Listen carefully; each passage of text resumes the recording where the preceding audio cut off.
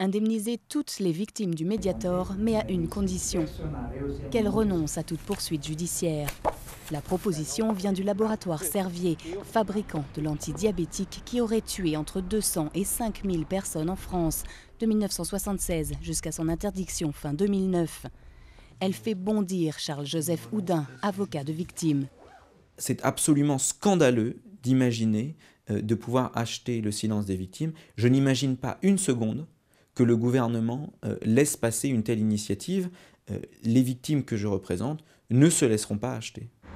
Jusqu'à maintenant, n'étaient indemnisées par l'État que les personnes les plus gravement malades. Ce nouveau fonds serait cette fois contrôlé par Servier et destiné à toutes les victimes du Mediator, même les moins touchées. Que se passe-t-il si on a été indemnisé, qu'on a renoncé à faire des actions judiciaires et que par la suite, le préjudice s'accentue et s'accentue considérablement?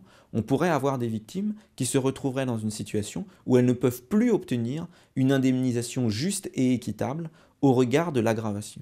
Du côté de Jacques Servier, on dénonce une cabale médiatique et on assure que le laboratoire n'a aucune intention de se défiler face à la justice. On veut acheter le silence, mais c'est absurde. On veut que la justice continue. Et il faut que vous sachiez que la justice n'est pas du tout entre les mains des parties privées. Elle est en ce moment entre les mains de juges d'instruction qui recherchent la vérité. Il y a le parquet, il y a toutes les victimes. Et si un jour il y a un procès, elles seront bien sûr présentes au procès. Leur voix sera entendue. 2 informations judiciaires contre X ont été ouvertes le mois dernier pour tromperie aggravée et pour homicide involontaire. À ce jour, plus de 300 plaintes ont été déposées rien qu'à Paris dans ce dossier.